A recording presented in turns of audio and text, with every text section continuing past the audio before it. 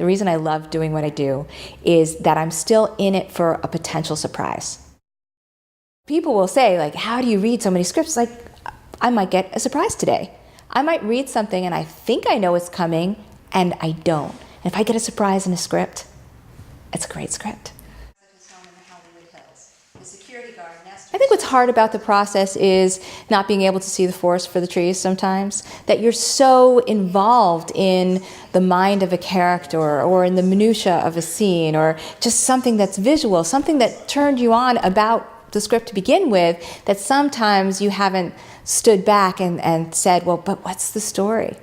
She washes her face and runs a toothbrush. Sometimes you need somebody to really just look and see big picture. Find something, and it is that key potential relationship that points out to him that my job is not to be a co-writer. My job, however, is to be specific about where a project needs to be developed or needs improvement. So I always work with the intention of the writer. What is it that the writer is intending for this story?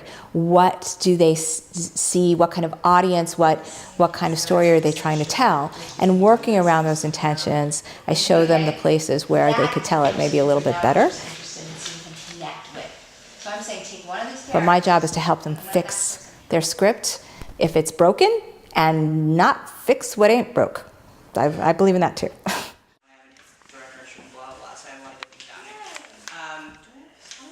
I was going to take that note a step further and say, what do you think about your opening scene being the dream sequence? And then she wakes up. The more inexperienced a writer is, the more paranoid they are that their idea is going to be stolen. And the reason I'm saying this is because the experienced writer knows it's up to that writer to make the execution of the idea as specific, as interesting, as entertaining, as emotional as possible, and make it their own. So if you're worried, oh, somebody's going to steal my idea, my answer is write it. And then write it again, and then make it unique. Because the more unique your execution is, the more protectable it is. And I think in this way, this idea of having a right over your work actually pushes writers to be more creative.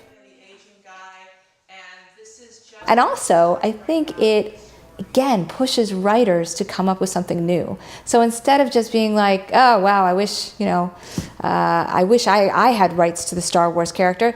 No, do the next version of that. Have your generation's Star Wars, something completely unique. The passion for doing what they love can get writers into some trouble sometimes.